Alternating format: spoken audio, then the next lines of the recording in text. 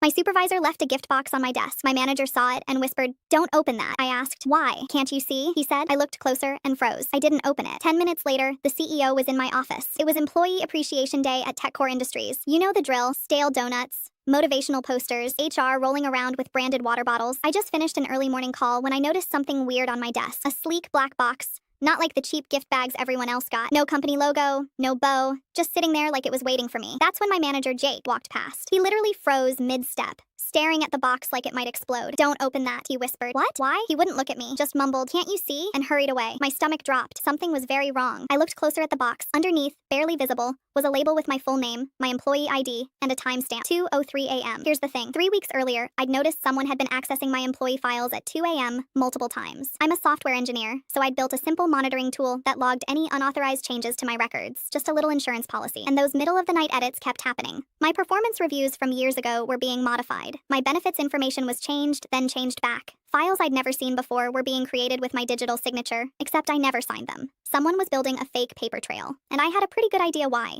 See, I was about to hit a major vesting milestone on my stock grants worth about $46,000, and I'd noticed a pattern. Several women over 40 in our company had mysteriously been fired for performance issues right before their stock vested. Every single one. So when I saw that timestamp on the box, 2:03 a.m., the exact same time as those file edits, I knew this wasn't a gift. I didn't open it. Instead, I scanned the entire box with my portable scanner, saved the images, and sent them to our legal department and compliance board. Subject line: unusual materials. Immediate review requested. 10 minutes later, the CEO walked into my office. No assistant, no warning. His tie was crooked, and he looked like he'd seen a ghost. "Where did you get this?" he demanded. I didn't answer, just turned my monitor toward him and opened a folder labeled Trace Logs. Inside were months of evidence. Every unauthorized access, every file modification, every 2 a.m. edit, including one from the Executive Suite network. His face went white. "What are you planning to do with this?" "Nothing yet," I said calmly. "Unless you'd like to explain why a disciplinary memo was created in my name at 2 a.m., dated 7 days before my stock vests. I'd already CC'd outside counsel, the kind of lawyers who don't answer to the CEO. He stared at me for a long moment. Then, right before leaving, he looked at the unopened box and whispered, "They told me you wouldn't notice." That's when I realized this wasn't just about me.